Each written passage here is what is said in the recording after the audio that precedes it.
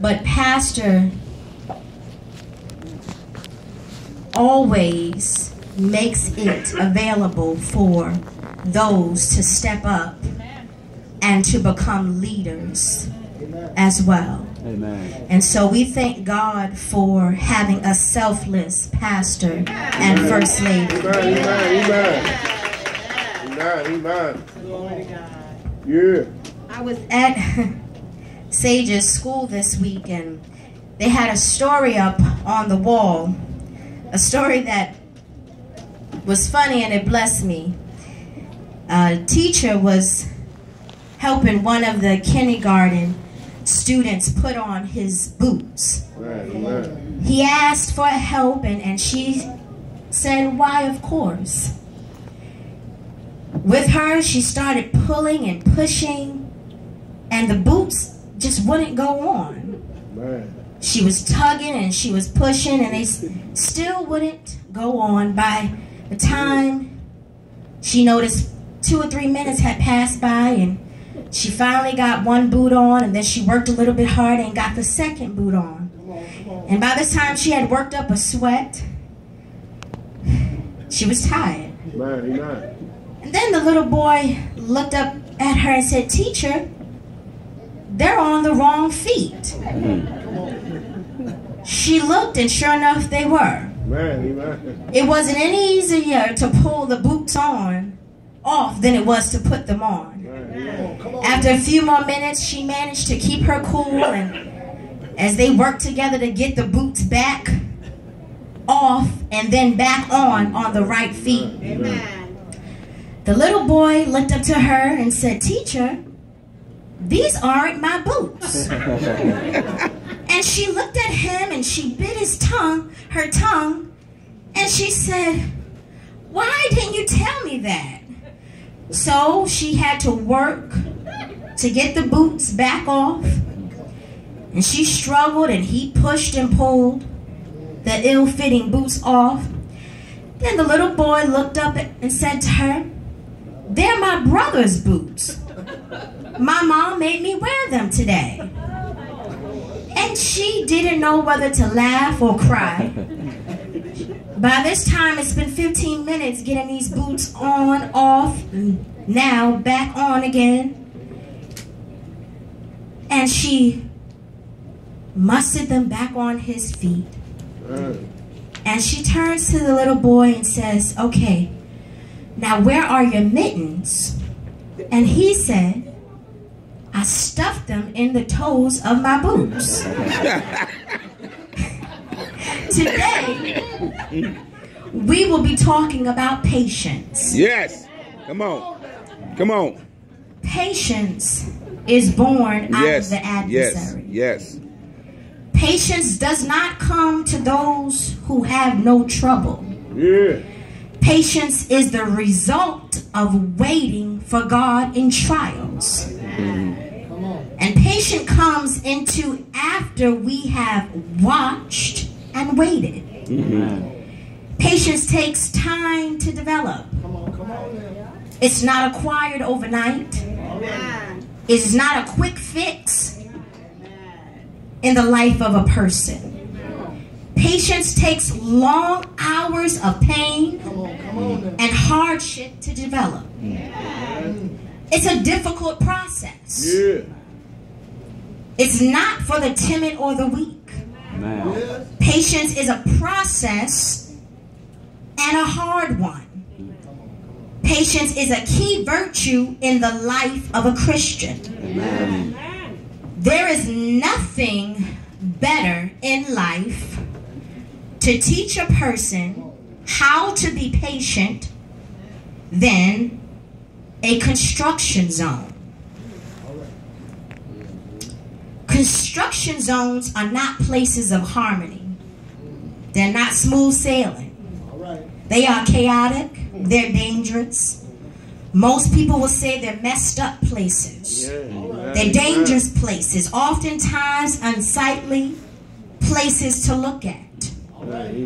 Construction zones, they have a lot of bumps. They have lane changes. They have starts and stops. They have backups and delays. Falling hazards. They dirty. They're noisy, disorganized, confused. Hectic, disgusting places. And that is to the perception of the person going through the construction zone. Come on now. Come on. However, if you are talking to the architect, they will say that the construction zone is beautiful. Despite all the chaos that is going on. Come on now. Because they envision what the end product is going to be. They know what they're looking at in the process of progress. Look at your neighbor and say, welcome to my construction zone. Glory. See, there is some chaos, some danger, some bumps in the lane, some stops and starts, some delays, some backups, some confusion, some hectic things going on in my construction zone. Please be patient with me. I'm under construction. Yes. See, all the trials and tribulations you are going through is part of your construction in order for God to make you who He needs you to become. Glory to God. See, some of us have some big construction sites going on, and some of us have some small construction sites going on. No matter the size, it still requires the same thing. Patience. So that God can get the glory out of your life. Look at your neighbor and say, welcome to my construction zone. Please be patient with me. I'm under construction. Now, God is worthy of our praise. I normally don't do this, but I want you to read it for yourself. Quickly go with me over to urging you, to keep delivering you, to keep you righteous. There is a certain amount of construction that has got to happen. Sometimes even when most of the work is done, every couple of years in the construction zone, God has got to come by and pave your streets again to keep you looking good. God is working on you, people of God. Storms come, tests come. You may not respond to everything the way that you want to. You may look back over some things and think, Lord, I wish I could have reacted to that better. I wish I could have done that better. But glory to God, when you're anchored in the Lord, you know that God will bless you to keep growing. That when you face the adversary again, you will have learned something the last time you went through. Come on.